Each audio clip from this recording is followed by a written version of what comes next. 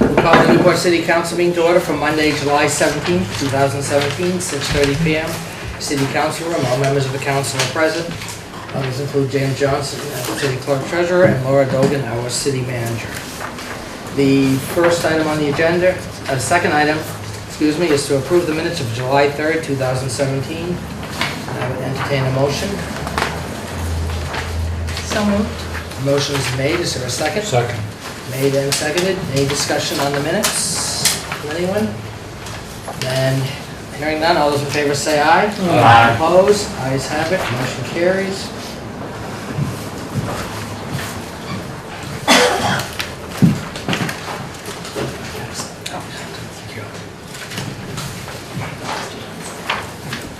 The next item is the Newport City Rules of Procedure for City Council meetings.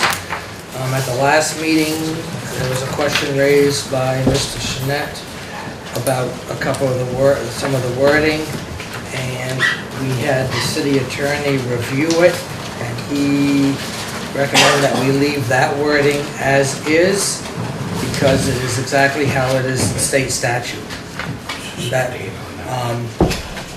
That was your two questions on those two sentences, on that aspect. And then, I'll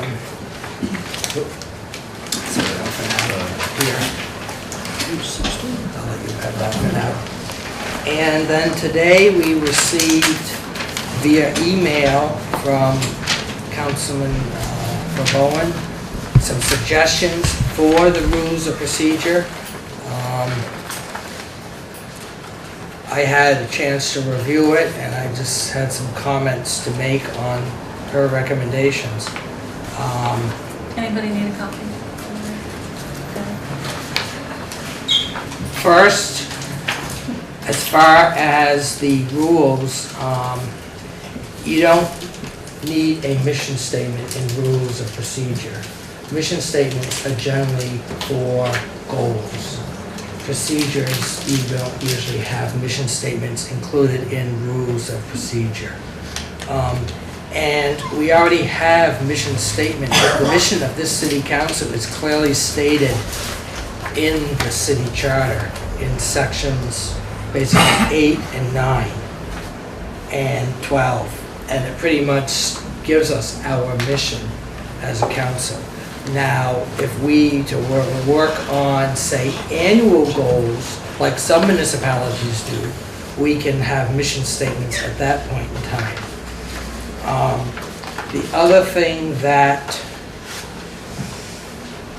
we do not need to do, let me get my train of thought here, I made a bunch of notes after reading it.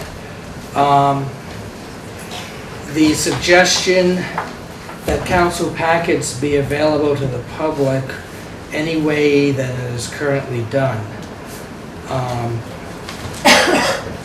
That I do not agree with what's being proposed, because if the council packets are made available, say on Facebook or on the city website on a Friday afternoon, the council members haven't even had a chance to review the packets or the material before the meeting. And I, for one, don't always get to my packet until Saturday. I may get it Friday night delivered at home, but I may not get to really review the packet till Saturday or even Sunday.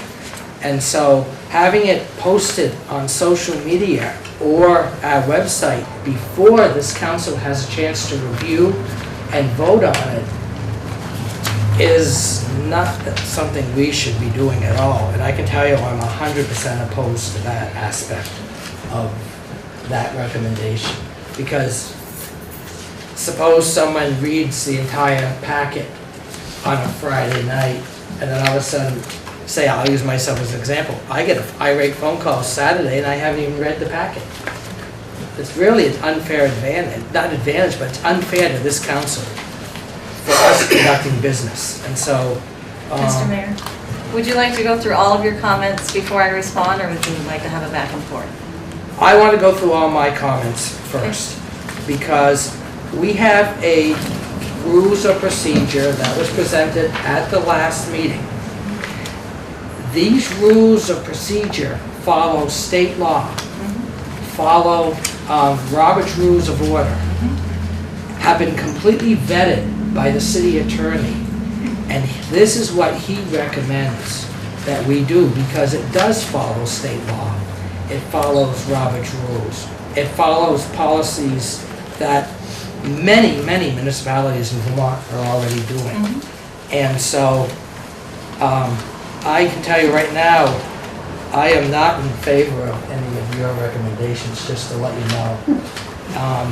And so, I'll let you speak if you want to. Sure, thanks. Most of the changes that I'm proposing, I took right from other Vermont municipalities. I'm aware that we need to follow the state statutes. The mission statement, fine, I'm perfectly agreeable to knocking that out, especially with the one in the city charter. The change to agendas, item D, number 2, it's one small addition to what it already says. And that is that a meeting agenda and all supporting material not of a confidential nature shall be posted on the Newport City website. So if I don't get to the website on a Friday afternoon while I'm still at work and somebody calls me on Friday evening before I read my packet, I'm fine with saying, I haven't read it yet, I'll give you a call back when I can respond with an informed nature. Again, we've discussed this at the last meeting, see nothing wrong with giving the public access to non-confidential documents that the council is going to be reviewing at the next meeting. As for the other changes, they, I believe, are just fairly minor tweaks, making the language a little more community friendly, making sure that it's really clear that everybody needs to be civil, speak respectfully, no personal attacks. Members of the public must be acknowledged by the mayor before speaking. And one thing that I added under order and decorum is that there's a sub-bullet, dissents and protests. A council member has the right to express dissent from or to protest any action of the council. A council member wishing to have the dissent or protest entered in the minutes shall state so with language such as, I would like the minutes to show that I am opposed to this action for the following reasons. And I think that that's a perfectly reasonable addition so that the minutes show who did what, and if somebody's really opposed or for something and is voting against the majority of the council, that it's recorded why they did so. And I think that's about it. All dissenting votes recorded minutes anyway. If somebody wants me to put in the reason why they voted no, I'm more than happy to do it. Great. But I don't put that in generally. Right. Because all I put in is the topic, the motion, and the vote. I do attach, quite often, however, documents to support the motions. Well, the topic of discuss. Anytime there's a descending vote, I always put it in. You want me to tell people why you voted no? I'm happy to do it. It's good to know. I wasn't aware that that was an option already. It's been that way for 20 years. I've only been on the council a few months. I understand. But I've been doing it for 20 years. Mr. Mayor? Yeah, I'll agree with James. Many a time when the council votes, it'll be 3 yes, Mr. Wilson votes no, motion carries. And even though I haven't formally, He doesn't always say why, but you pretty well know why. and even though I don't normally vote unless to break a tie, if it sometimes has been like a 3-1, I've actually had him record in the minutes that even though I didn't vote, I was not in favor of it. Yeah. And so I've had him put that in the minutes also. So should that be added too? Just so we know that. I don't see a need.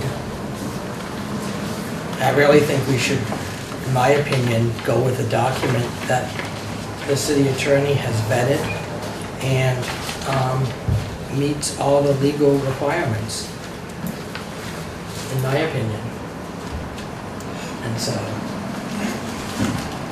not yet, we haven't had a motion on the floor yet. We're discussing this amongst ourselves. Mr. Mayor? A question I have, and I agree with a lot of this, we do it anyways. But why, after 18 years now, are we putting out the rules? No, I'm just asking why. You know, I've been sitting here for 18 years now, all of a sudden, we're getting the procedures to how we've been running meetings, you and I, for all these years.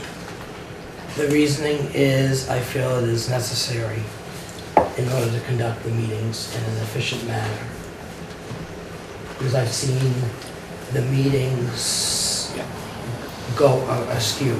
And I think we need to have clear, concise rules of procedure for the city council meetings, just like how I've integrated into the agenda participation guidelines. I just think it's something that we need to do as a council to get us back on track. Because I think we've become quite askew in dealing with issues and the matters at hand. And I also think that we need to, once again, I know I said it ad nauseum at the last meeting, but I think we need to, once again, have it clearly stated, this is a city council meeting for the city council with the purpose of conducting city business. It is held in public, but it is not a public hearing, it is not a town meeting, it is a meeting of the city council for the city council to conduct business. We allow 15 minutes at the beginning of the meeting, for public comment on the agenda or other items.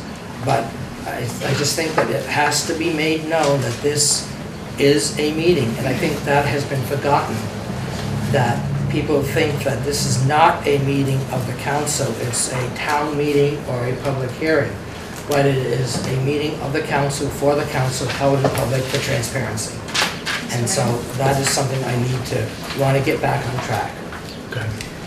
It sounds as though there's no room for negotiation. Usually on boards, when there's a policy being proposed or a list of procedures, it's presented to the board for review and discussion and adjustment, and then brought to a vote. This feels like we're handed this on Friday night, please sign off on it without comment. So I've taken the time to... You had this at the last meeting.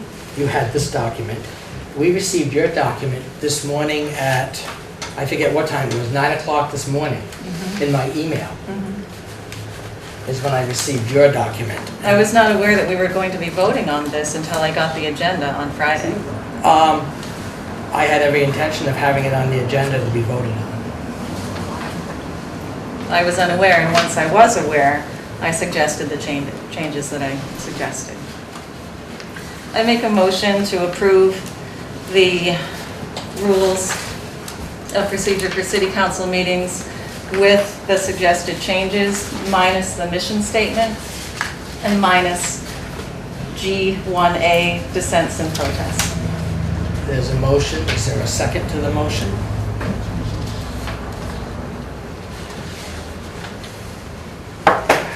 Just a point of clarity, once there is a second, the discussion then continues, correct? Correct. That is correct. Is there a second to that motion? I'll make a second, so We can continue to discuss. communication can continue. Yes, okay. So motion's been made and seconded. Now discussion. Yes. While you're considering this, I would also ask you again to consider, and you have a presentation apparently this evening, and if during any time in the presentation one of the public, and there aren't that many of us who come, had a question, based on your rules, we would not be able to ask that question because we're only allowed to ask a question or make a statement before a vote. And that's sort of what the bottom of now every set of your agendas says.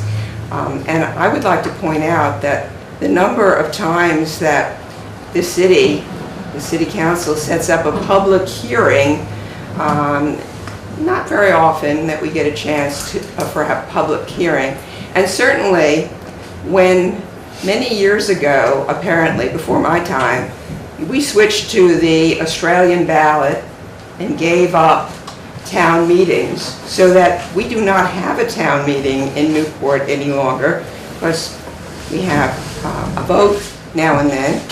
And we thought maybe more people would participate in the vote than would come to a town meeting. But that didn't mean that we agreed to cut off our vocal cords and give up the concept of a town meeting, which had the chance for people to express their opinions. Those questions, I mean, how am I going to get Mr. Suez, or I guess it's Mr. Kelly, to come back in 2 weeks when I have a chance at the next meeting, before the meeting starts, to say, you know, if Mr. Kelly was here, I would have asked him such and such. But since you didn't let me ask such and such at that meeting because it was just informational, I now can ask this question into a vacuum, and Mr. Kelly will not be able to answer it for me. So I'm asking that you also add at this time, when you're considering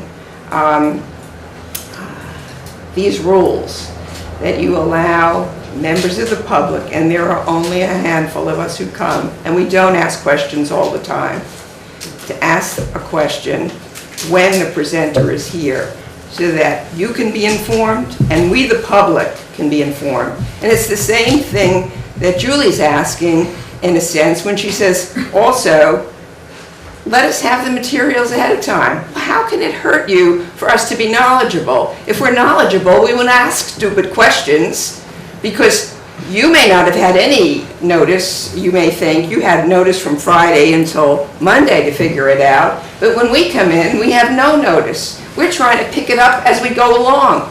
And then we ask a stupid question, which might have been in the materials, and we would have known the answer.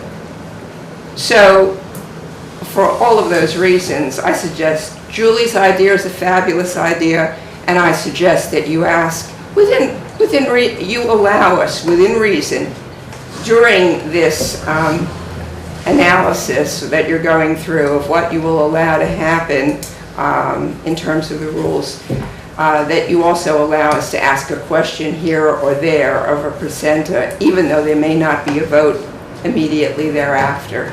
Because in the end, if the presenters are doing something significant, you're going to have a vote eventually on that issue.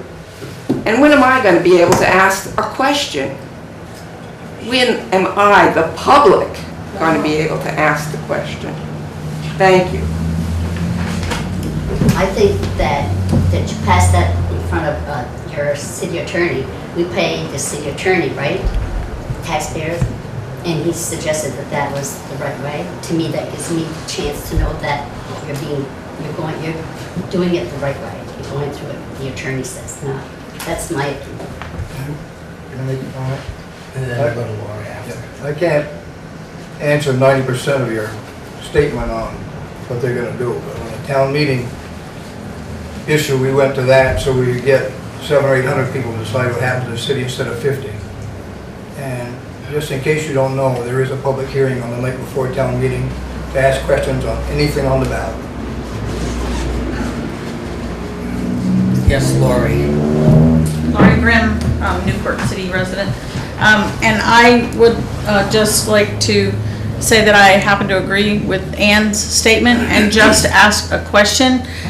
In what manner should the public present questions which may be raised by a presentation if we're not allowed to ask those questions of the presenter? So that is really a question for the city, for you guys to answer. Do we call up our council member and ask the question over the phone? Do we present it to you, Mr. Mayor, in a form, an email, so that, we might have an answer or something before the vote happens? Just a second. You have your hand up? Pam, did you have? I'm Pam Lance from Newport. Nick, I want to address your question. I'm married to an attorney. With respect to attorneys, including the one I'm married to, they address a specific issue in a specific context. That's not the only answer, and that doesn't answer questions. That does not mean that take a look at what's happening nationally. They're all lawyers, they're all idiots. Check them out. Take a look at what's happening. We need specific information. There is no reason why, if we ask respectfully for specific information, that couldn't help you guys make a decision, which is your job. That's not our job. But we vote for you, we elect you. But that doesn't mean that we give up our rights to speak or to ask a question, a clarifying question, something reasonable. And just because an attorney makes a pronouncement does not make it fact. Susan Watson from Spruce Street. I agree that we should be able to ask questions, and I'll give you an example. We had Casella here telling us what a wonderful job they're doing and that they are testing the water that comes out of our sewer system and everything is fine. We weren't allowed to ask questions, but the next week I brought up the question of if the water is fine, why is there a sign posted in the farmer's market? I have an answer to that. Okay, but I want to finish. Because at that point, it said, do not swim, unsafe for swimming. And I checked it out, and it said, if you find any problems here, contact the city. You are the city, and you didn't have an answer for me before. But maybe that night, if I had been able to, my point is not about, because I'm certainly not going to go swimming there, but my point is when Casella gave this presentation and I had seen that sign, I would have been able to ask at that point, if they tell me when they test the water coming down the river that flows into the lake for drinking water with all the Canadian citizens, why is that posted there? I may have gotten an answer that night. That is my point. They wouldn't have been able to because they don't test that water. That is the Clyde River. They don't test the Clyde. He told us that night They test they the do. Black River. No, they test the Black River. Anything by So nobody's landfill. testing the Clyde? Well, and no, they're no, putting- let me finish, please. That sign is required by the state of Vermont to be posted. Tom can better explain. We have exact same sign over on the Lake Road. It is for the combined sewer overflow, so that if you have a catastrophic rain event and our wastewater plant happens not to be able to handle the treated water. It's for, am I on the right track, Tom? Yes, you are. It's for a catastrophic event. We have some CSOs. It's called Combined Stormwater Overflow. And it's all part of the CSO, and that is required by the state of Vermont because it is downstream from our wastewater treatment plant. It's just like the pump station on the Lake Road. If by chance there was a catastrophic event where that couldn't handle and it backflowed, that is why the sign is there. Well, I thank you for the answer. But I didn't know until I went and my looked at it because My point is, he said he was testing the water. He didn't say Black River. He said, I'm testing the water that goes into the lake. They are putting, I forgot what something or other, in our sewage treatment plant. I would like to have known that night if they are testing that water that flows into the lake. That, my point, Paul, is that I would like to be able to ask a question at the time and not have to bring it up the next week and then get an answer the following week, and I still don't know if they test that and why they don't. well, they don't have to test that. We test that. The city tests all the water coming out of the wastewater plant to meet our state permits. If you weren't testing them, you wouldn't be operating. Right, and we're well within the permit. Mr. Mayor? Did I see any other hands? No, good. So all of the changes that I've proposed are taken directly from other approved rules of procedure from other city councils. I don't think the legality is much of an issue because other cities have had theirs approved. If there is concern about whether the language meets the law test, perhaps we might table this and run it by the lawyer and then revisit it after that takes place. Well, we have a motion on the floor and there's a second. Any other discussion on that motion? Oh, go ahead, Mr. Wilson. I do have one question. Under under public participation. It's line 2. We know at the start, we have comments by the public. Then we go to, at the beginning of each agenda, before any action is taken by the public body, there may be a few minutes afforded for public comment. Now, my question is this the agenda? Or when we do each line, because usually before we have a vote, we have a motion and a second, and then we open it up for comments. Correct. The public can speak at that time also. Only reference what we're getting ready to vote on. Correct. So that's what that one means. Okay, then, so we are affording them the chance to speak prior to our vote, Prior to a vote. plus they still have the public comments. At the beginning of the meeting. Okay. That is correct. Any, I'll be happy to withdraw my motion if the council believes it wise to consider some of the changes. I know it's a bit of a rush to try to do this in one meeting.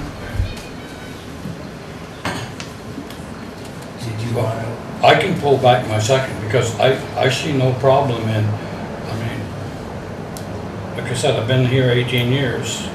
This was presented a couple of weeks ago. Just had the lawyer test, that's great, but just run this by too, see what the lawyer has to say. If he says we're all wet, then we'll know how to vote next time, or I could integrate that into the policy. I don't have any problem with waiting another couple of weeks, because we're going to do it, let's make sure everything is dead accurate. I mean, what we've got is good, and I'm content on the public participation, but a couple of these comments, I don't have any problem with them. So I have no problem letting the lawyer take one last look, and then we can go to a vote. We'll see, because Yeah. I can tell you if this changes drastically, it'll have a mayoral veto. Well, yeah, I'll tell you I that right now. understand, but I If don't, this changes drastically, it will have a veto, depending on how the council votes. but 'Cause we I- already wiped out the initial one, Right. which was a drastic one. But these others are basically a comment here or a comment there. I don't have any problem with letting the lawyer figure that, yeah, well, no, we can't do that, and then we get a final, okay, this is our vote. Okay, so, So I don't know how you want to do it, if you want to. go ahead, You Mr. should have to Snap. make a motion to table. Mr. Wilson, are you formally withdrawing your second? Yes, Okay. And Mr. Moore, you're formally withdrawing your motion? Sure. yes. So then, As long as we have that on record. that is on the record. So now we need, what does the council wish to do? Do they wish to table this and have the changes that, Julie, sorry. That's okay. Brought forward? Or do you wish to have any type of action on what's been presented and been vetted by the attorney? What I would like to see is have Mr. Bowen make a new motion with the changes that would be made to what she's presented tonight. Have it seconded, voted on, and then we can go ahead, as Mr. Wilson said, present it to the lawyer and see what they say. That would be important. You need She to already present it made to the that. lawyer? No, No, The motion's already been made. no, she withdrew her motion. But the original motion is exactly what you just said. It has? It was. Okay. To approve the changes, minus the mission statement, dissent, and protest. Okay, so then, but she made the Now she's motion already to, withdrawn it, so, she made the motion to add all these changes, no. to make these changes to it. Except the mission statement and dissent and protest. okay, then the proper move now would be to just go ahead and restate your motion, or just present it again with no changes as it was originally presented, and then have a second. Mr. Mayor. Mayor. Yeah, I'm just comprehending, make sure we Yeah, get I'm- this correct. I'm not super clear on what you're asking, because what I was envisioning was that we could maybe discuss the changes. I mean, I was not hoping to just impose my will on everybody else. I was hoping that we could actually discuss and come to agreement on what would be best. So what I was thinking that we would do next, if it's appropriate, is individually look at the changes, maybe tweak them to your own liking. Once we all come to an agreement on an acceptable version, send it to the lawyer for his or her approval, and then bring it back to council for a vote.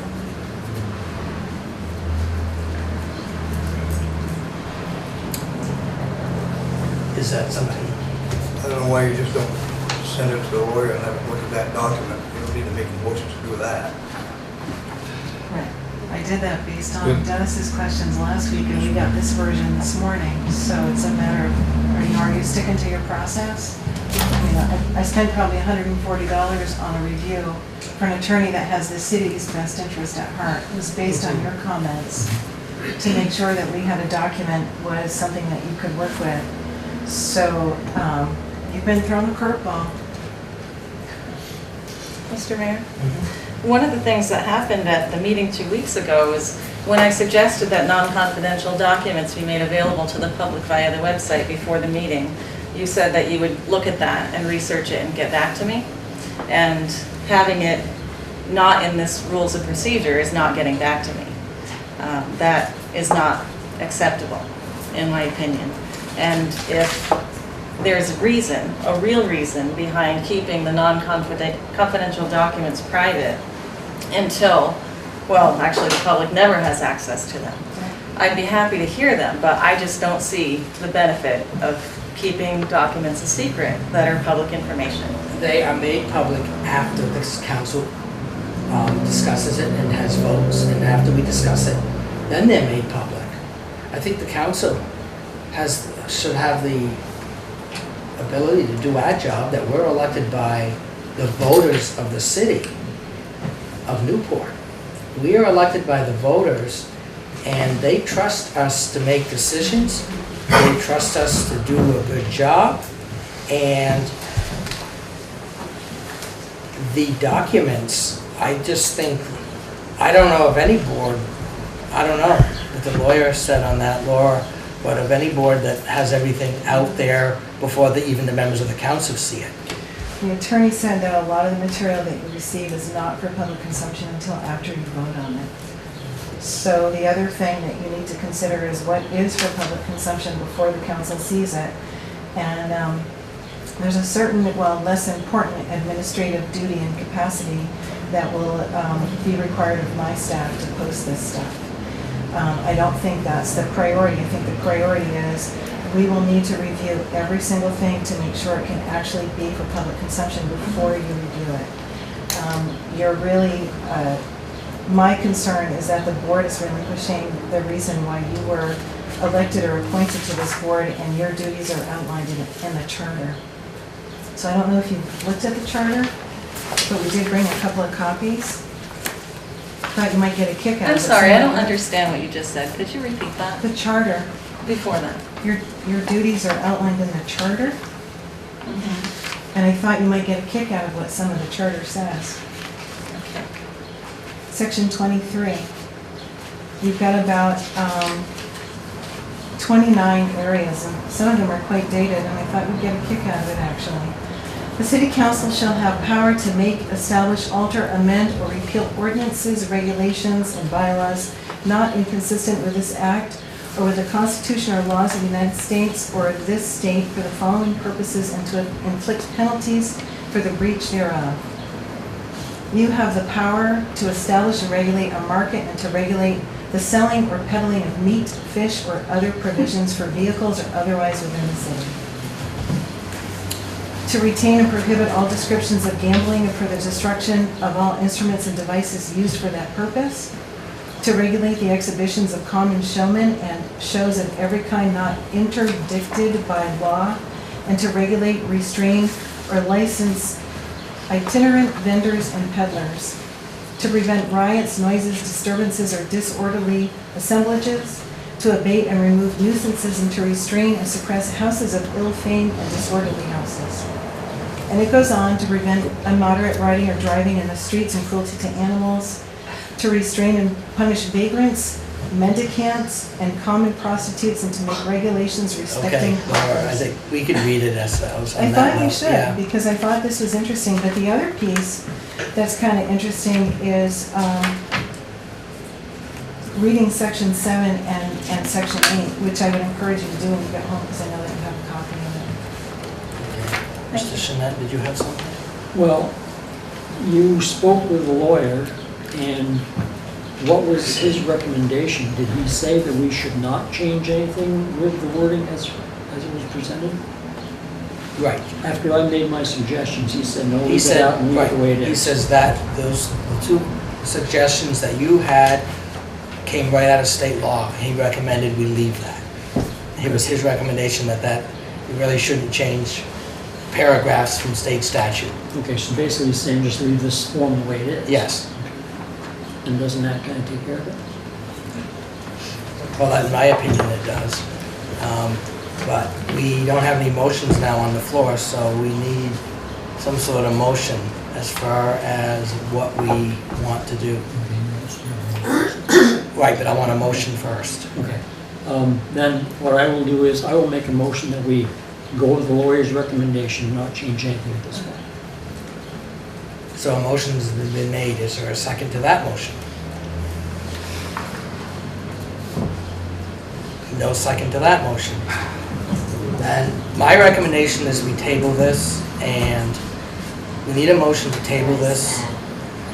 Let's have a motion to table this and have, what I would do is, yeah, have a motion to table this, and upon, have the lawyer come back with, after reading Julie's recommendations.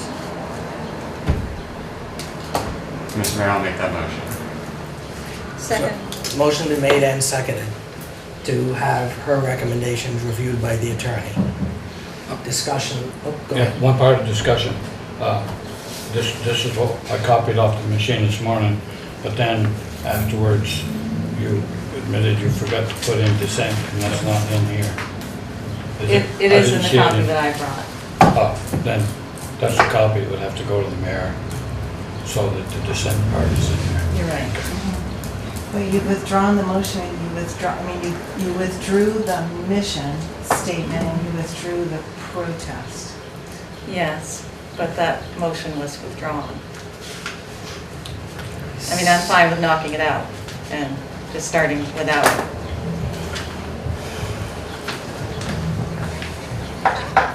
So we have a motion and a second to table this on legal review. Any other discussion from the council? Then I'm gonna have a motion, I'm gonna call them, we're gonna vote. I'm gonna cut the discussion because we've discussed this, it's gonna go to the city attorney. And so, all those in favor say aye. Aye. Opposed? The ayes have it, motion carries.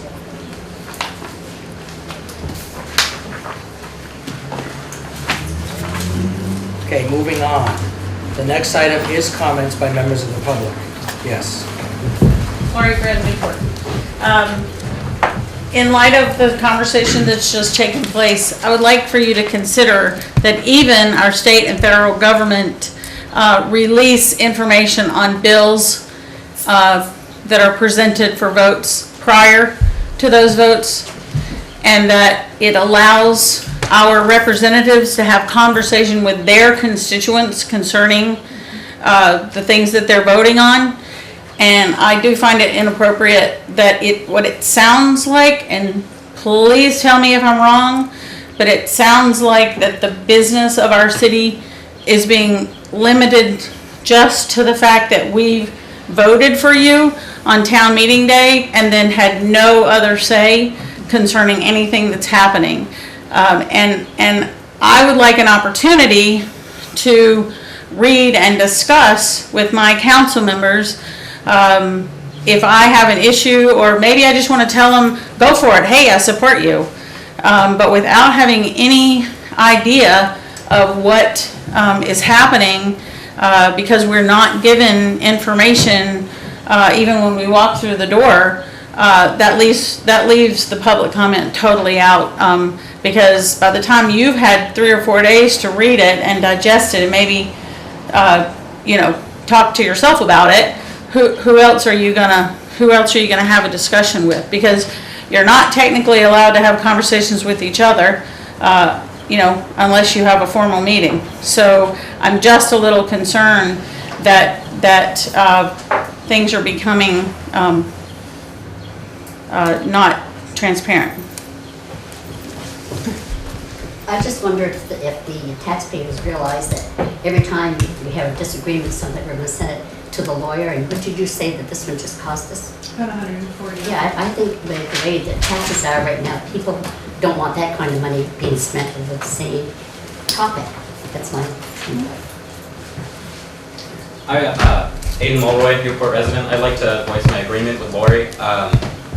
The fact that you would say that the public being informed about the issues that the city council will be discussing at the meetings that the public is present at would somehow get in the way of you doing your job as a city council member, I think represents a clear misunderstanding of what your job as just a public servant is. The public is the only reason for a government to exist. The government exists solely to serve the public.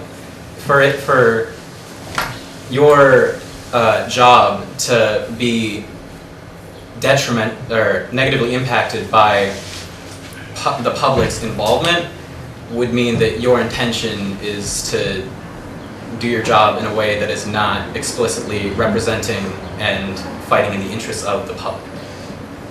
Right on. I have some good news, and it didn't cost the city a dime. And I agree that we should pay the lawyer for that, but that's not my good news. My good news is that after much fortitude, we were able to get approval to decorate the J.J. Newberry windows. I want to give my thanks to Ernie Parmerlow, whom I corralled at the crowning of his father, who then went on and gave me Eves Bradley, who works in his office, who contacted me. They were all for it. They contacted Tom Barry, who is the local property manager, and Tom Barry gave me a key.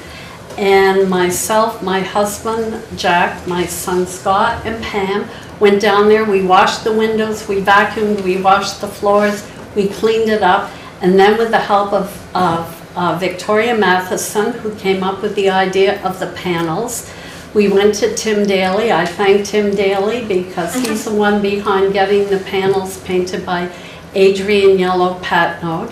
We put the panels up. We had help from Bradley Stockwell also, who helped us with the panels. I hope all of you take a walk down and look at those windows. Our plan is to keep them decorated full until that building comes down, which I understand is planned for next year. So we still have lots of plans, and I hope you all enjoy it. I had a tourist say to me, or us, when we were there, she said, "This whole side of the street looks beautiful now." So, and the other pat on the back I want to give to, I think it's Allie and Veronique for having the wonderful music last Wednesday night down at the waterfront. That was truly an all-inclusive event for everybody in the city. It didn't cost a dime from anybody or the city, and it was a wonderful event. There's going to be 5 more Wednesday nights of that, and I hope all of you take advantage of that too. Okay, anything else? Then we'll move on. Oops. Yes. I just have a comment about the lockdown that we just had this past weekend. I like the fact that I actually got a notice, but I was kind of disappointed I didn't get a notice that it was actually happening. I only got a notice saying it was over, so I don't know if the police were aware that happened or not.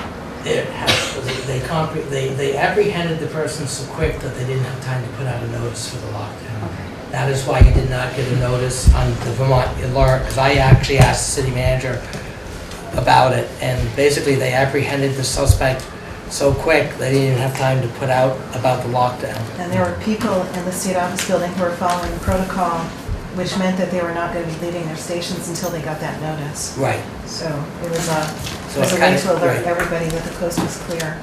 Yep. Okay.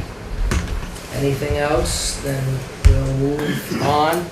the West Side Water Tower Maintenance Presentation. Mr. Mayor, I've invited Scott Kelly from Suez to come speak to the council about the maintenance of the water tower, and he's also brought along Dick Pratt, who is now retired from Champlain Water District, who have 24, did you say? 22 water towers that they maintain and operate. So, Scott? Thanks. Good evening. So I'm said, my name is Scott Kelly. I'm a water system consultant for Suez Advanced Solutions. I did bring a guest with me tonight, Dick Pratt.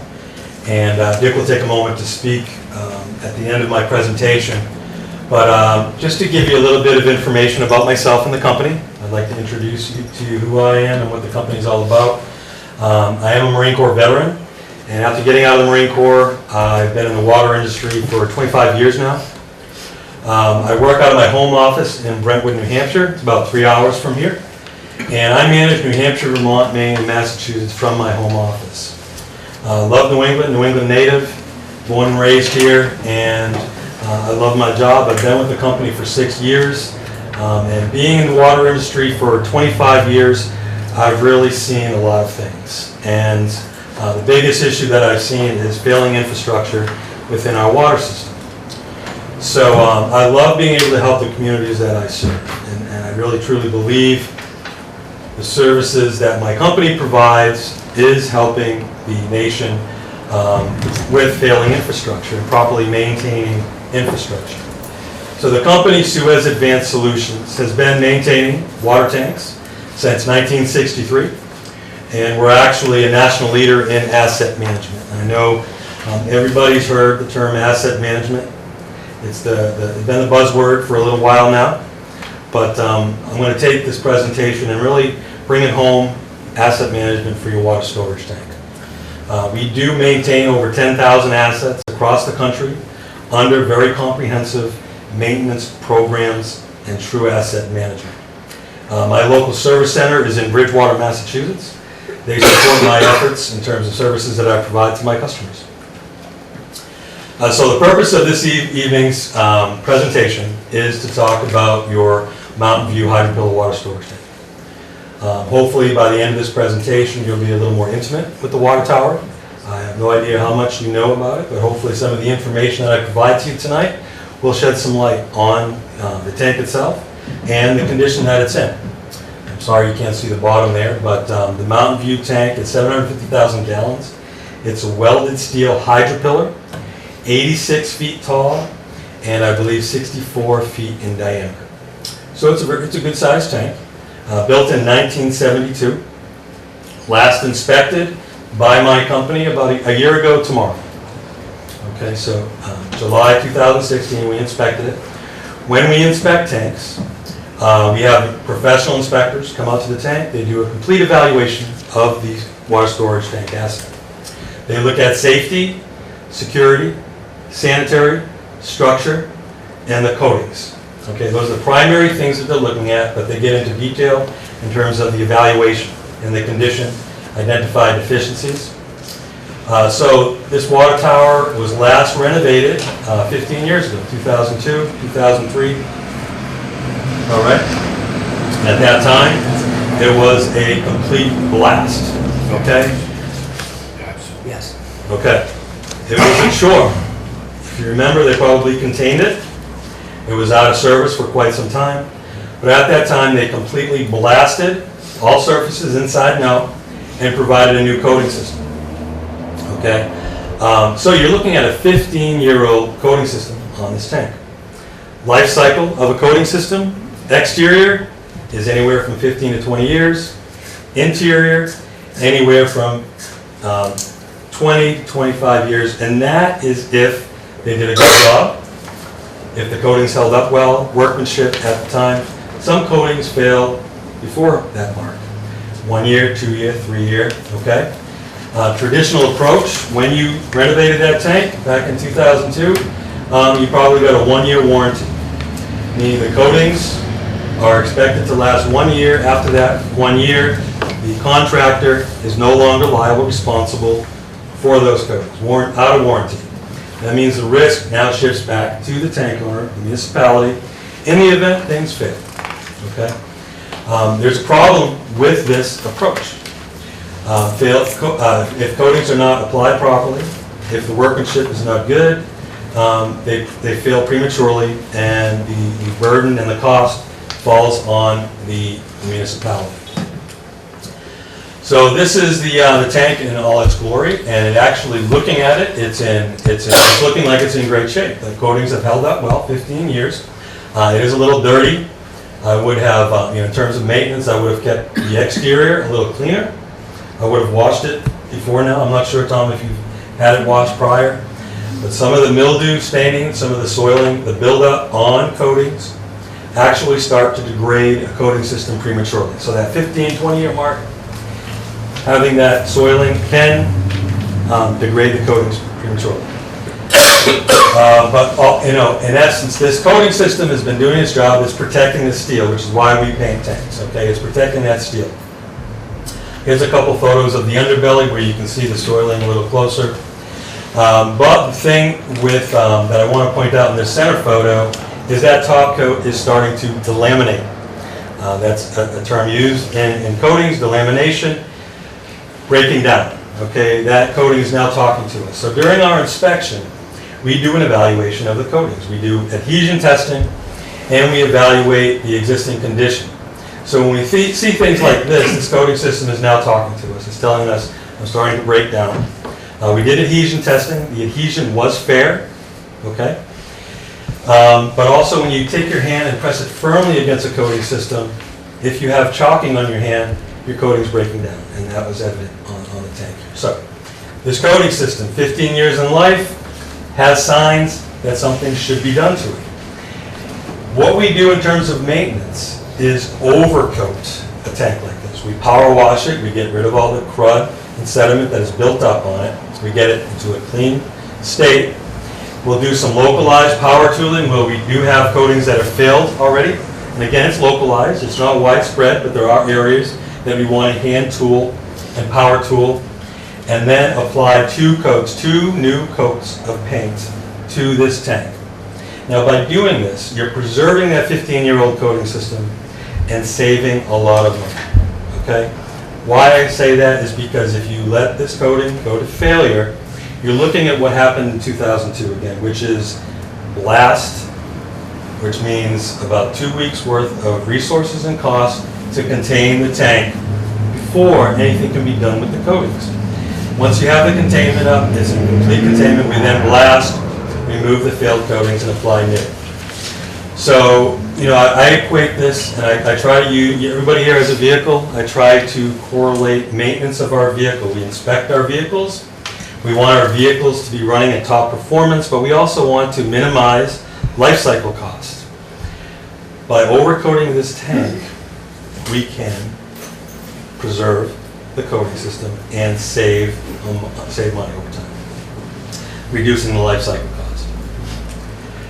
This is the inside of the tank. It is dirty, so one thing that I would recommend and prescribe when we can paint the exterior, which I do recommend painting the exterior, as soon as possible before we lose the adhesion. I would want to drain this tank. You would have to drain the tank to overcoat the exterior. You can't have water in the tank to do so. But I'd want to clean this to a point where it was clean. I mean, this is drinking water that we have inside this tank, so we want the inside of a water storage tank to always be as clean as possible. It's water of a certain quality that we've established, and we want to maintain it that way so that when the public consumes it, it's at a certain level of water quality. This type of thing will impair water quality. Dirty tank, dirty glass, it's going to have an impact on water quality. So I'd recommend draining it and cleaning it when we overcoat. Now the inside of this tank, because it's not exposed to the environment, the outside, the elements, okay, it's going to last longer. The interior coatings have a longer life cycle of the exterior. I would say the coatings on the interior will provide adequate protection of the steel for another 5 years. And at that time, as you'll see when I get into what I've prescribed in terms of maintenance, getting after a new coating system on the interior. And at that time, when we do paint the interior, It would be a blast of all coatings. Take care of any welding that might be needed, any pit fill. What happens when coatings do break down on the interior? They're exposed to water, and so the steel starts to corrode, and you start having pits. Obviously, you don't want pits to get too bad when you start spraying holes, but typically when we blast the interior of a tank, there's some pits that need to be filled. Now, these 3 photos are 3 different locations of the tank. Obviously, we have a wet interior, a dry interior, and then the exterior. And so this first picture here, the wet interior, this is inside the bowl where the water is stored.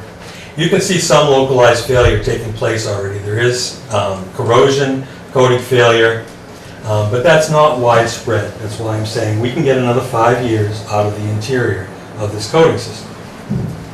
This is the dry interior. This is where there's access for someone to climb inside the column that you saw the bowl sitting on.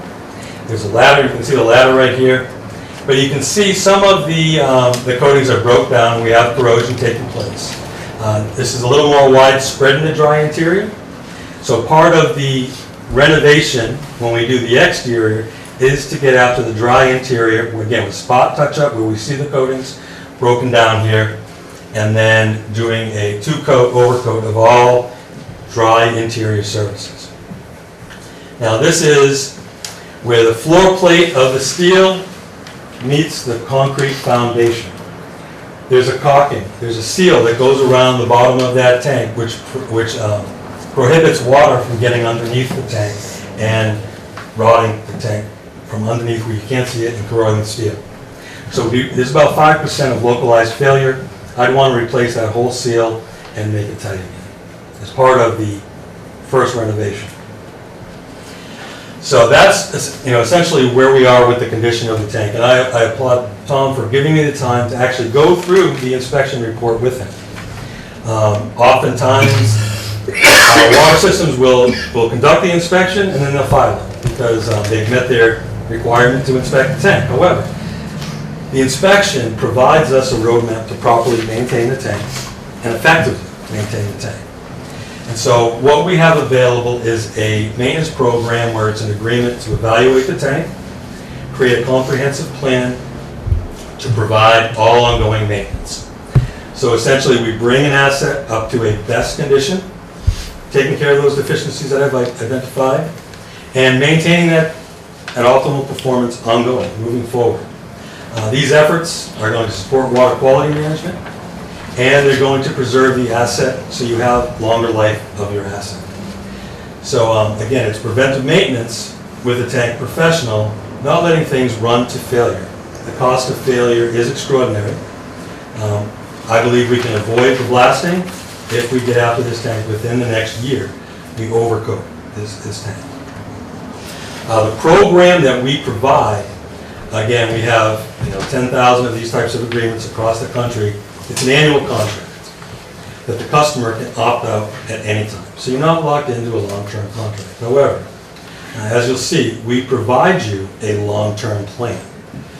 Okay, and that plan, that program, there's to highlight some of the benefits and value. It shifts the risk from tank maintenance over to a tank professional. So that's no longer, on Tom's shoulders, on the city's shoulders. It is on us to continuously inspect the tank and continuously to maintain it. And I'll get into exactly what that means. But there's economic value with this type of program.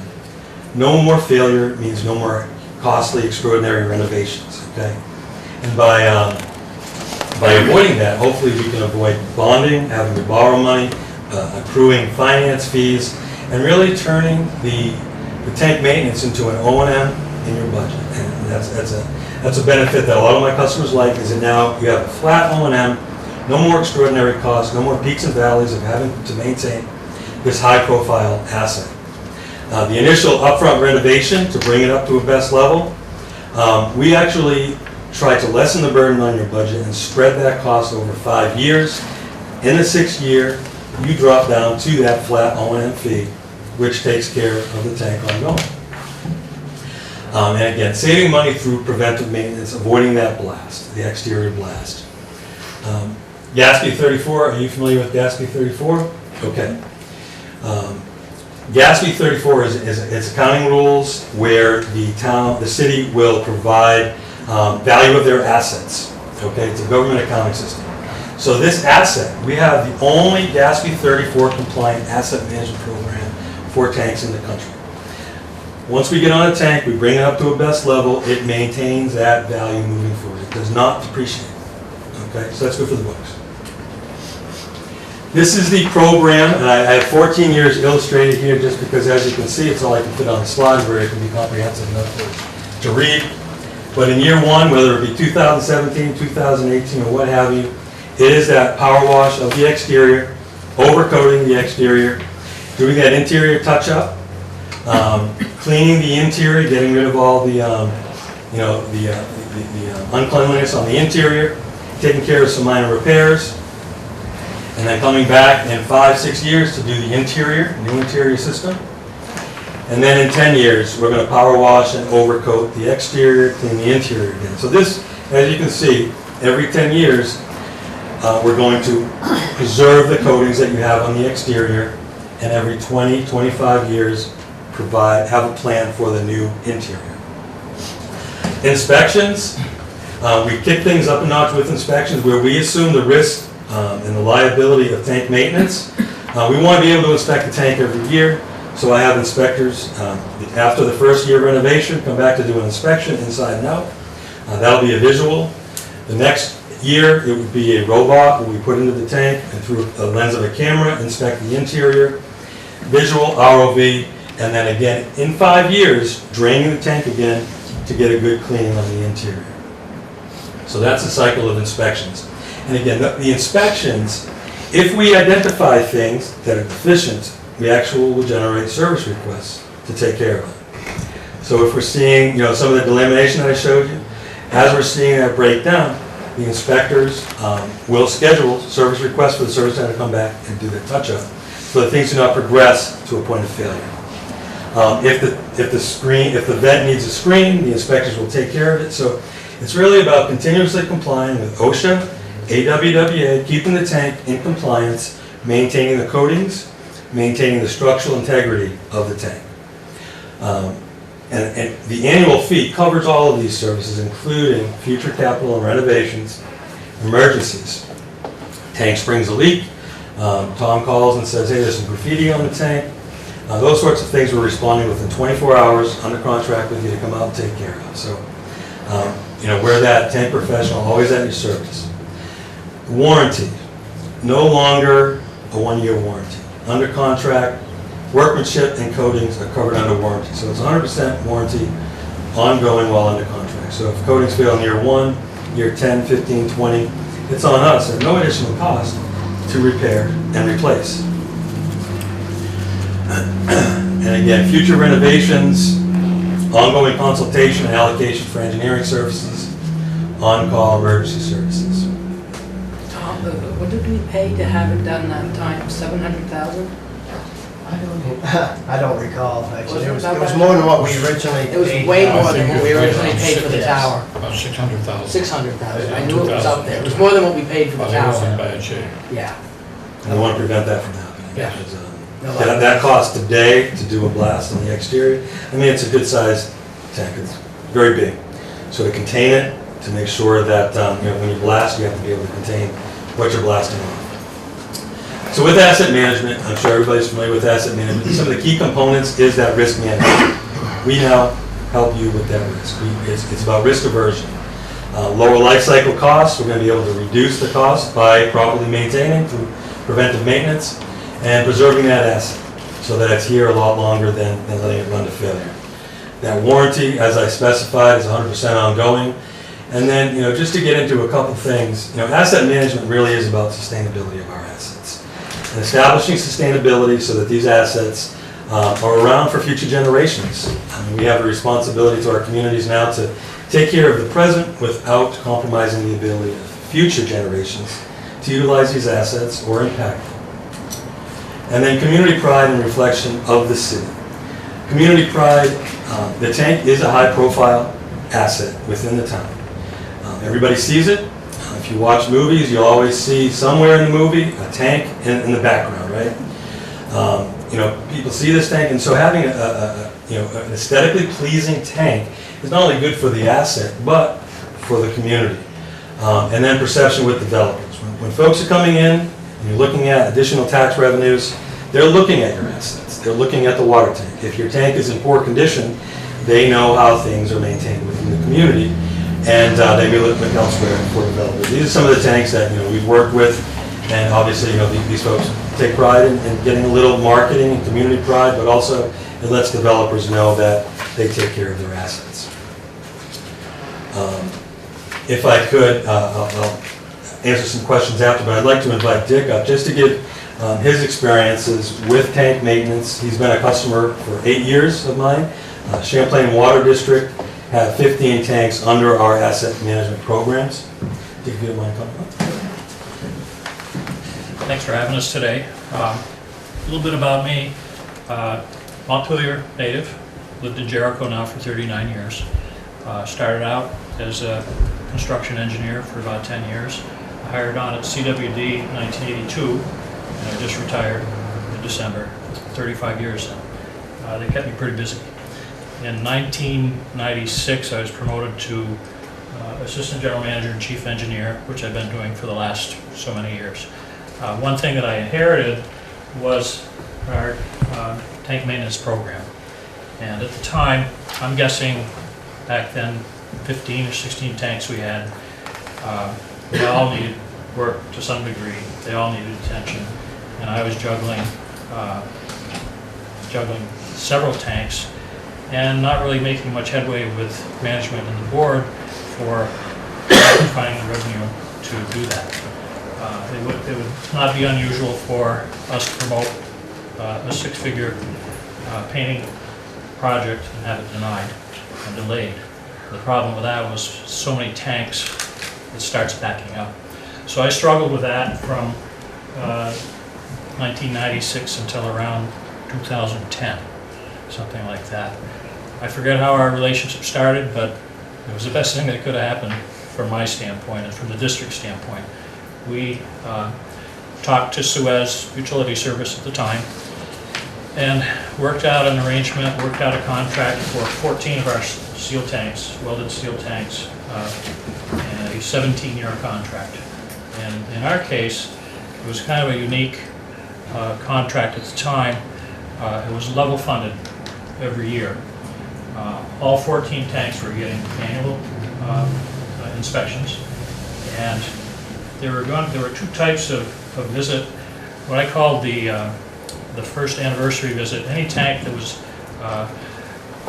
treated by Suez, we would do the safety improvements, safety sanitary, welding, new hatches, so on and so forth. We do all the safety aspects, all the welding on the first visit. Then the subsequent visit years later would be simply coatings contracting. We spent a pretty penny, but once we got through to the board and got board approval, we put that right into our annual operating budget. So it was a given. Every year there's a line item. It's over $400,000 to operate that program, and it's gone like a charm. Scott asked me to come. I'm happy to. Hopefully this helps, but from an owner's standpoint, it's an outstanding organization. The inspectors, who I've known forever, the painting contractors, the welders, and Scott and his people are just top shelf. Couldn't be happier. We've made a lot of progress. We've done, I think, out of the 14 tanks, well, there's 15 tanks now. They just signed on another tank. I think we've gotten through 9 or 10. I've lost track because I've been away from the bed for a bit. But the first anniversary inspection coating is done on those, and boy, they look beautiful. First rate, first order work. That flattening out the budget was key. we don't want to rate shock. We don't want to be denying necessary maintenance because we can't afford it. This worked out like a charm in leveling our budget. We certainly have enough other things to worry about. The maintenance is terrific. This guy here, Scott, I've worked with a lot of people in my career, and if I would email Scott or call him, the same day I'd get something back. And a lot of people, you may not hear from them at all, or they take their sweet time, or you have to keep calling. He's right on top of it. He's an outstanding person. I've got a lot of good things to say about him. They're flexible. We've had to swap tanks out. For one reason or another, with a big system like ours, we have other work going on. We can't really take a certain tank offline for that year, and we'll swap it for the next year's tank or tanks. They're very flexible with that. They're flexible with the schedule. We try to collaborate when a crew comes up to do half a dozen tank inspections and 1 or 2 coatings every year. Summer season, which is when you need to paint, but it's difficult to manage the water system in those that time of year. I mentioned to Tom earlier, if you folks are interested, if you get into Chittenden County and you want to take a look at some of their work, you're welcome to. You can call down to Champlain Water. Joe Duncan is my replacement. Tom knows Joe. I suppose some of you do too. He stepped right in and he's off and running. I'm sure he'd be happy to give you the tour. As we speak, they're cleaning a couple of our lake water tanks that are just upstream of the plant, and they're doing a chemical cleaning, which was sorely needed. And I wish I could see it, but I may stop in. I can't say enough about the contract and about the people that are doing the work for us. Any questions? I could go on and on. I have a couple. Yes, sir. First of all, is there any hassle with what we have on the top of our water tower? I was reading your towers cell that we phones. lease out. Does that cause problems for you? That would have to be a conversation depending on what your lease agreements have. I mean, ideally, I can see if we can, if it were needed to be blasted right now, that stuff would definitely have to come off because it's in the way. I'd have to determine if we can overcoat with that equipment in place. Okay. And the second question is, when I'm looking at this rate structure, after the first 5 years, it sure looks good. But if in, say, 3 years from now, we have another water tower, does this all double? No. Or it's going to be a new water tower, so, well, they might give us a year maybe warning on it, but I'm sure that would be out for negotiation with a second new tower. Absolutely. Okay. Yeah, this plan that I proposed to date is specifically for the Mountain View tank, and its needs and the costs associated with the upfront renovation. So if another one goes up, then we'd negotiate you picking up the maintenance once it's built. Right. Good. Thank you. Okay. What I like about this is you know your costs and you can budget. Yeah. Unlike back in 2000, whenever it was 600,000. Remember, John, it kept getting delayed, and the cost went way up. Yes, it The did. council didn't want to put the money into the time. Well, we had to wrap that, collect everything before it hit the ground. Yeah. And so I like this because it gives you your cost, and you know every year what to put in the budget, the line item. And I think that's a real good thing to have that. Mr. Shinet, did you have something? Yes. For Mr. Kelly, you said the exterior would be power wash. Yes. The interior touch-up, would that include blasting or? Localized blasting. Okay. And when I say localized, there's different standards of blasting when it comes to the coatings and tanks. So it's SB 11 is what it's called, where it's localized hand tooling and power tooling. Okay, so where there's evident failure, we're going to isolate the hand tooling. So it's really not blasting. It's preserving what you have, but with some localized grinding, if you will. So that would be like in that first section that you showed where it was the wet section. Yes. That would require that, whereas yes. other sections like the dry section would be more like a power wash. Right. Okay. And my last question then would be, did you find any place on the shell where there was any failure, metal failure, like you showed in that last photo where, they had the hand sticking. Yeah, that's a good No, question. and that's a good thing, because, when you start seeing breakdown, cracking, and coating failure, that means it's run to failure, and the cost is gonna jump. A quick story, a tank about 20 minutes from my house on Hampton Beach, I inspected, I would say 6 years ago. It's a hydro-bill, just like this one. And the recommendation was the same that I'm giving you today. It's at that point in its life where it should be cleaned and overcoated. They didn't do it, and within 2 years, we went back and inspected again, and we've lost the opportunity to do what I've prescribed, which is clean and overcoat. And so now they're looking at a blast, and an additional $500,000 on what I had originally prescribed, just because you can't put good paint on top of failed paint. Right. It's just not cost effective. Thank you. Can we get a nice design on it? Can I make a couple of comments? Absolutely. Yeah, go ahead, sir. You mentioned antennas.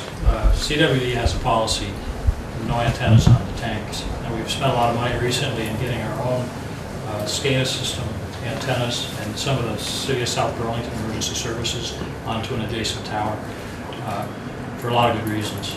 And they were beating our door down for a while. We have so many tanks and so much elevation, and it was becoming a nightmare.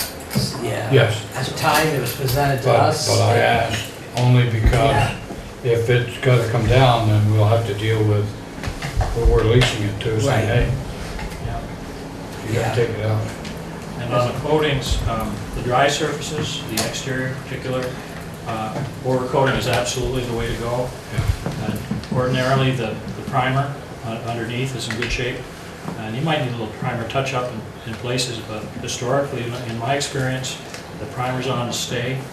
You clean it up in good shape and do the overcoat. But if you go into the interior, the wet surfaces, you have to do an air white sandblast, and it's like starting with brand new steel. And you get an excellent 3-coat, I think, epoxy system on the interior.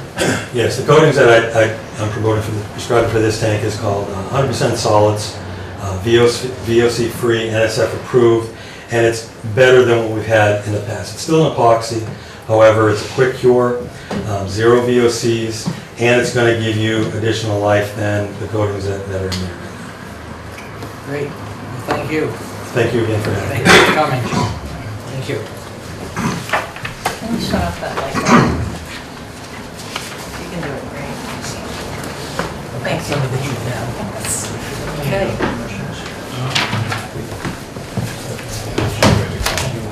Yeah, it is. You have the budget. All right. We'll move on. The next item is the event approval, Out of Darkness event scheduled for September 9th, 2017. And this is the annual Out of Darkness event we want. Yes.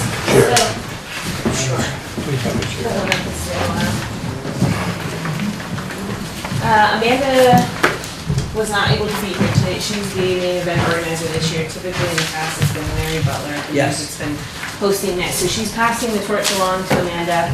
Amanda wasn't able to be here, but as it says in the memo, it was 6th annual. It's been done for many years and it's been smoothly organized. They're going to do just the same as the Suicide Walk, where they base their home base for their rally is sort of going to be right in the farmers market area, the causeway. The bandstand. Yeah, in that area. They're expecting, it's a large event application because they're expecting 200 to 300 people, so a little bit larger than the Suicide Walk. So they're requesting permission to host the event as a large event, and also looking to have the $150 the fee for the field use waived, which they have not been charged for in the past. Based on the trend that we've kind of been going with this year for that, I would recommend this. The rec department would also recommend that we continue to waive this for the first year as a courtesy to the user while everyone gets adjusted. So that includes the non-refundable deposit? Yes, that comes out of the $120. You can see on the invoice it shows that there should have been a $25 deposit when this event application was submitted. That wasn't submitted just because probably they're not used to submitting that. So it would take that off of the $120 balance, leaving a $95 balance for field use. But the approved rate for that area is $120. Right, but, so you are also suggesting that that non-refundable, Yes, okay. yes, because we've done that for some other events, so. Questions? Then I would entertain a motion.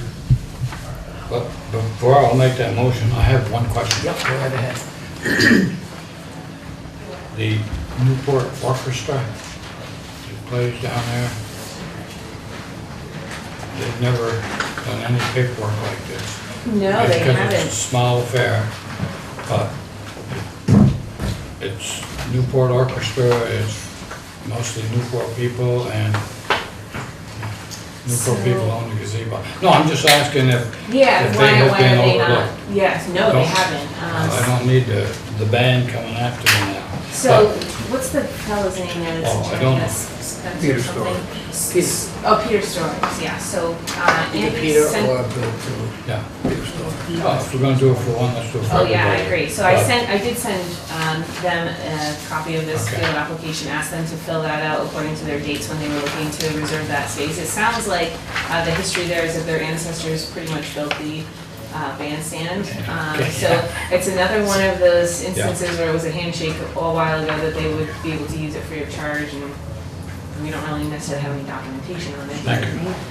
Mr. Mayor, I'd like to make a motion that we approve the Out of Darkness Walk for 9 September and to waive the $150 fee. Motion been made, is there a second? I'll second. Made and seconded, any discussion on that? Then all those in favor say aye. Aye. Opposed, ayes have it, motion carries. Thank you. Moving on, new business, Mr. Johnson. Yeah, got several.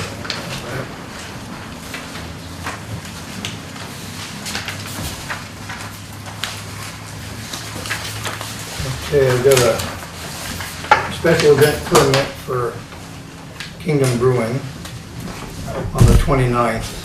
This is gonna be held at Prairie Beach. I guess it's for the swim. Swim, yeah. It's in a fenced-in area. And it goes from 11 a.m. to 9 p.m. So I'll need a motion to approve that. For beer. Yeah. So, I would recommend somebody make a motion. Well, Mr. Mayor, I'll make a motion we approve the request by Kingdom Brewing for their segregated little tent that they put up. Right, okay, so motion's been made, is there a second? I'll second. Made and seconded. Any discussion? None. All those in favor say aye. Aye. Opposed, ayes have it, motion carries. All right, got that one. I got another one for Memphremagog Arts Collaborative.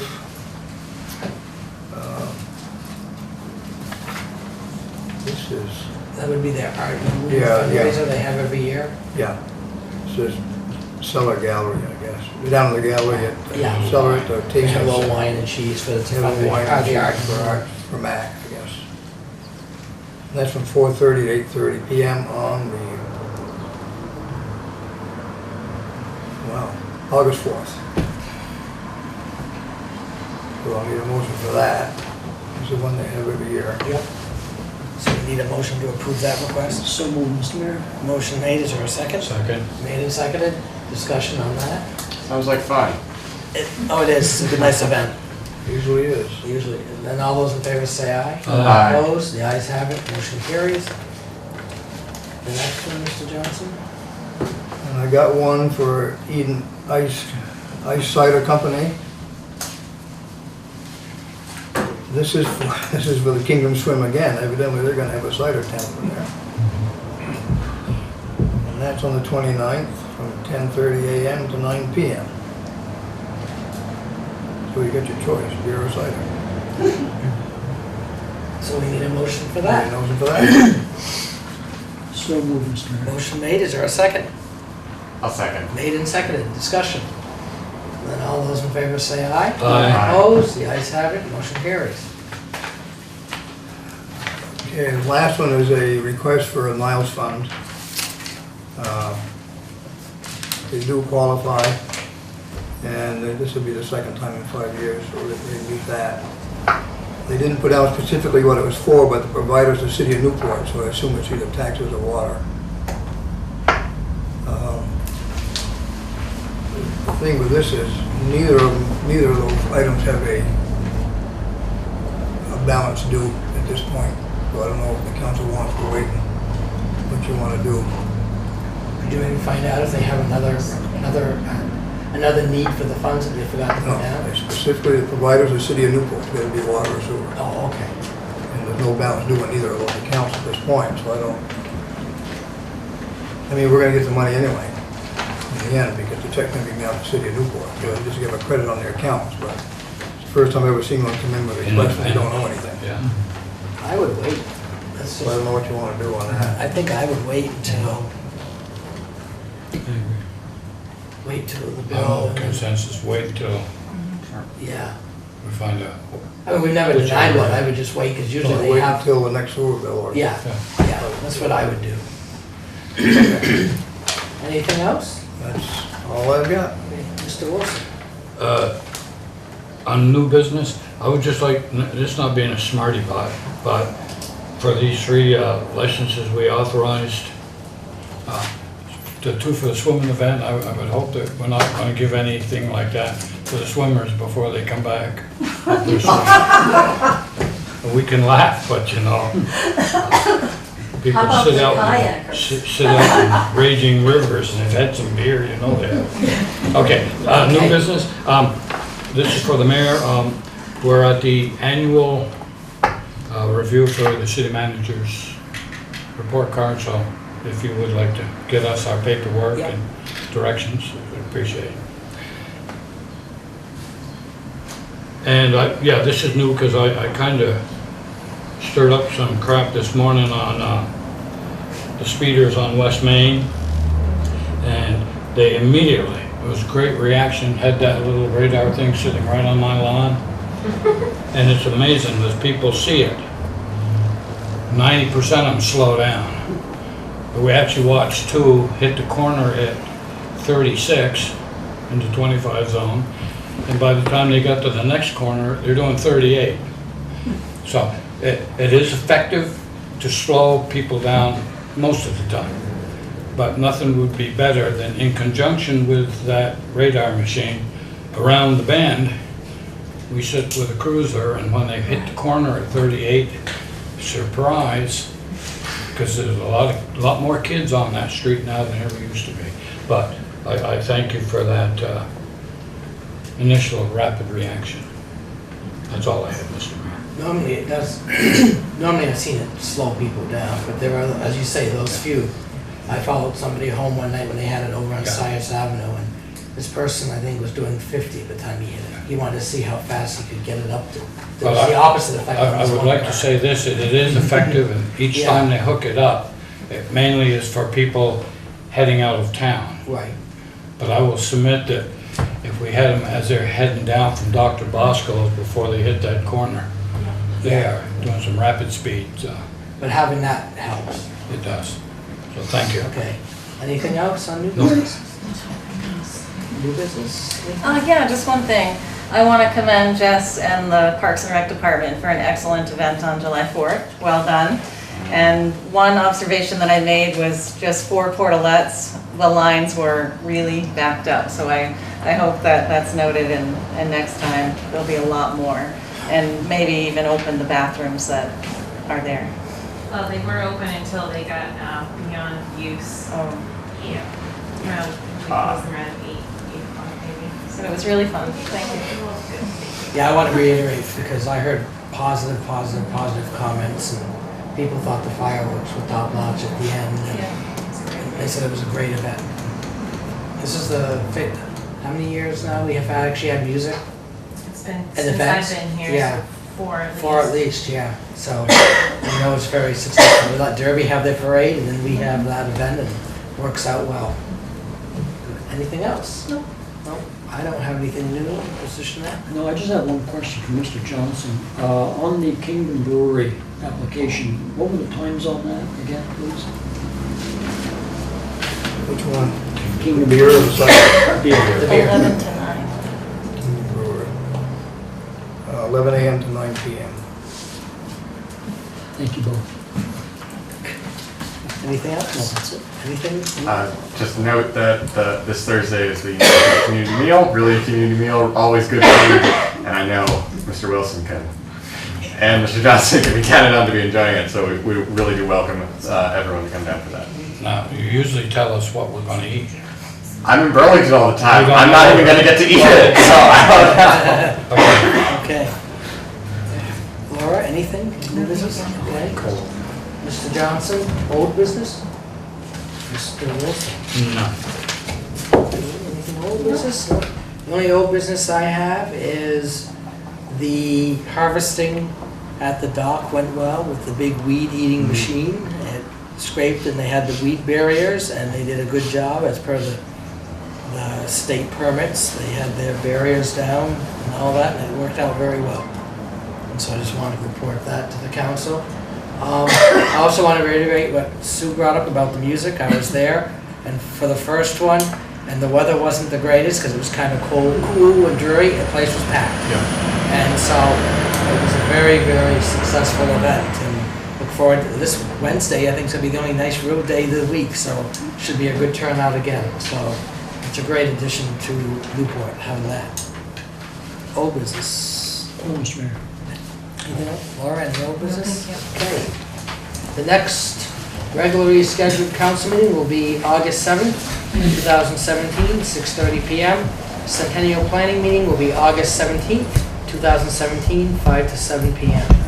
Now we need an executive session pending litigation contract for 1 VSA 313A1A, A1E, and 313A2. Mr. Mayor, are you expecting a decision coming out of this meeting? Out of the executive session? Yes, sir. I do not foresee any decision, no. Okay. If something comes up, I'll email you. Thank you very much. Okay.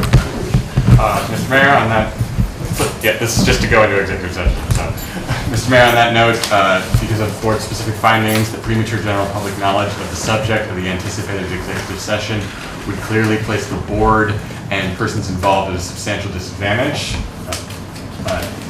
Move for that. And secondarily, I would move to enter executive session with counsel for confidential attorney-client communications concerning contracts and pending litigation. So motion is made, is there a second? There is a second, discussion? Then all those in favor say aye. Aye. Opposed, ayes have it, motion carries.